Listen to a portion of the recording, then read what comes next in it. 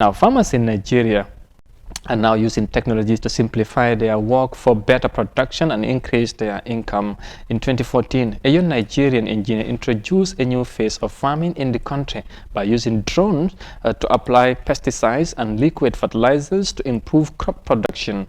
The new farming skill is largely embraced by farmers as it helps them to create partnerships. Details of that in this report. A scene like this used to be a rarity in Nigeria's agricultural landscape, but things are now changing. Farmers are now fast embracing the idea of engaging drones to help improve their yields and make farming generally less stressful. And it's mainly thanks to this young man, Confidence Odinye, whose tech startup is helping to change the face of farming in the country. When we came in, we reduced their costs of spraying, their frequency of spraying from 6 times in a farming cycle for a 90-day crop harvest, that which is rice, to 2 times. And we reduced their spending from 5x to just 3x.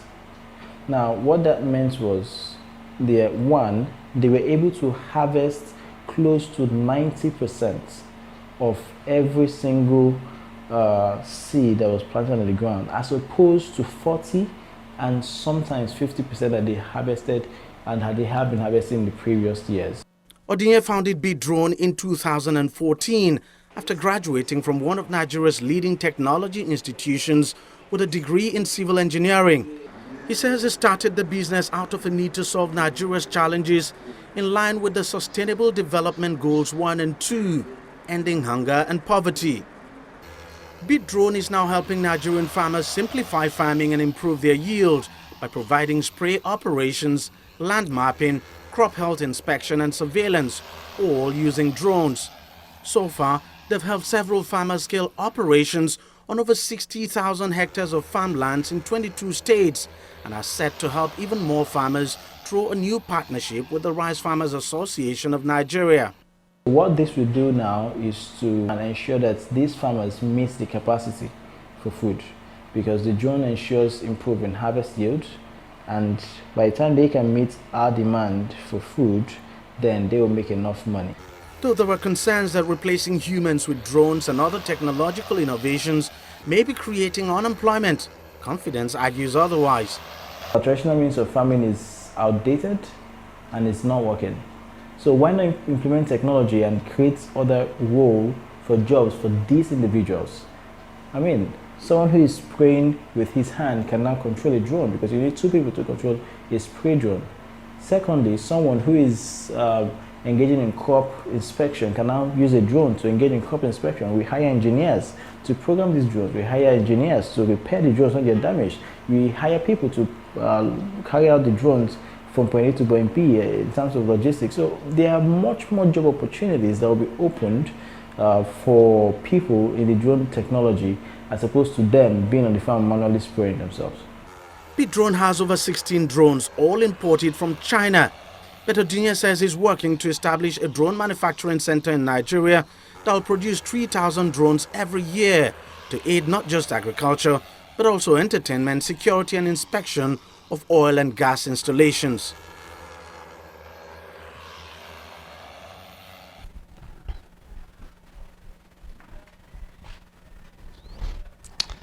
All right, interesting report there in Nigeria, where of course a new phase of farming or technology is helping farmers. Mun ñang ak jul dañu dellu ci rek gis ngeen li moom foog naa ne lu am solo la baykat yi foofu ci Nigeria ñu am leneen li nga xamante ne mooy ñu ngi use drone si technology jamono ji amul lu munta def ci àddunaam ñi nga xamante ne mooy baykat yi foofu ñun fii gis nañ ñu bëri luñ doon def depuis maamaati maam yi ba léegi di same système waaye li gis nañ dafa yombal liggéey bi waaye tamit gën a tax ñoom ñu am lu bëri ci seen liggéey bi ak tamit yokkal leen si seen am bi foog naa loolu li am solo la. waaw am na solo trop because lii dafa nekk loo xam ne it's good that African countries are now on the path of embracing technology and using technology in farming and all. So the drones pour use ko tamit pesticides and other issues. I think that is very good and dafa is the burden for farmers. Te dafa tamit yombal loo liggéey bi bu make sure ne crops yi tamit they are not loo xam ne pro yield bi to improve the yield of the crops. So I think that is good. Why one of the challenge is that farmers are faced with normally, especially in Africa, is that the rainfall is not predictable. Like normally, just like the Gambia this year, rainfall be defa late num ñëwé tamit is in segments daf dé ñëw for few days mu stop for a 1 week and then mu ñëwaat xam nga loolu noonu daf dé fo mu ñu need the support of the government. Why ñu gis like people from the private sector coming, this shows ne private sector is very important in any development, in the development of any country. So as such, moo tax dafa important torop pour governments itami cater for them, in terms of their policies and programs, in making sure that also, they also help in moving the economy and of course the country. Why so they feel like they are isolated or they are not included in the developmental aspects of the country, it becomes very difficult. And government be like ñi duñ mëna depend only on the government to move the country or to develop the country.